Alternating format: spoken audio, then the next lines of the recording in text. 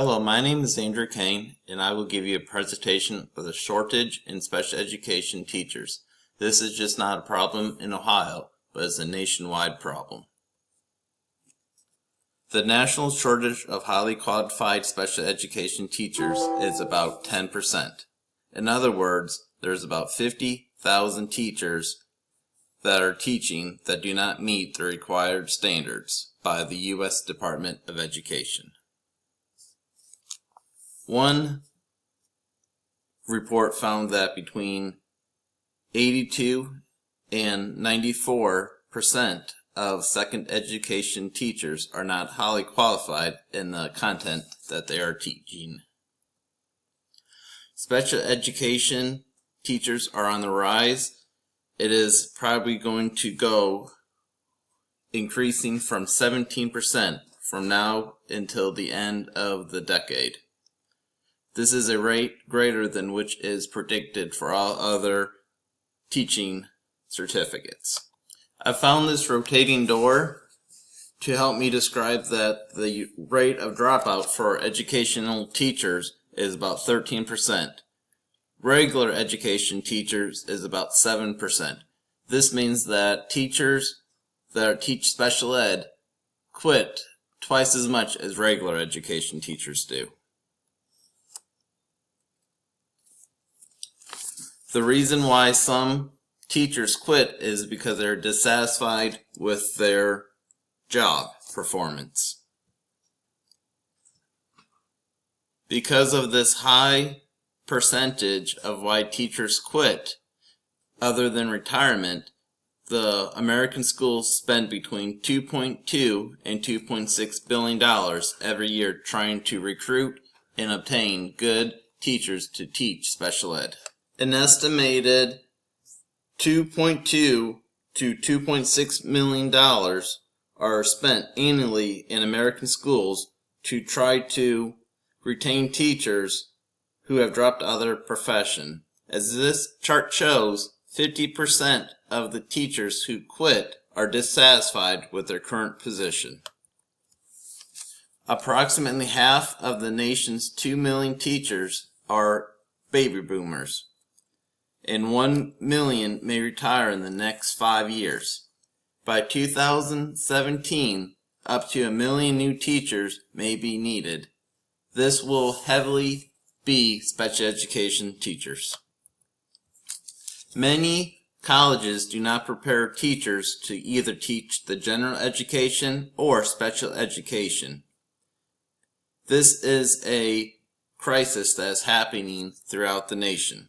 Colleges need to teach future teachers how to instruct students with a disability in both the regular education and special education programs.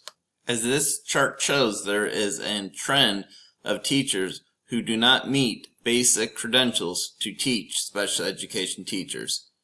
Now it is about 2 teachers that are not qualified to teach to 1 teacher that is qualified to teach. This is a nationwide problem, so that teachers need to have the skills to instruct students with any type of disability. 49 states have reported a shortage in special education services. That, as this map shows, Pennsylvania is the only state that does not need more special education in their state. Some challenges of working with special education is that there are poor working conditions that leave teachers wanting to exit the teaching profession. Some of these poor working conditions include excessive paperwork, working on IEPs in school and out of school, and there's not enough support to help these special education teachers that are new to the profession. Another challenge includes insufficient funding for special ed. Also, new graduates are not going into the teaching field because of low salaries. Another challenge is there's not enough schools that focus on special education. That in Toledo, where I'm living at, there are many schools that claim to be a special ed school, but in reality, they are not a special ed school. They're just a regular school that has an extra special education teacher in the classroom. The last challenge that I saw when I was researching this topic is there are barriers in some states that's limiting opportunities for relicensures for teachers, specializations for teachers, or people who are out of the teaching field that want to become teachers, that there need to be an alternative route for these people to get licensed in the school. So what can we do as a local school or state to make sure that teachers are being helped? One is to try to align the accreditation with professional standards. This means that colleges need to revamp their syllabus to include the widening special education spectrum. The last slide I have is to remove these high stakes tests so the teachers do not feel pressure to teach to the test, and the students do not feel like the last test that they take in school will be determining if they pass or if they stay. That if we, as teachers and colleges, revamp the learnings, that we can have the students become a love of learners instead of having to teach to the test.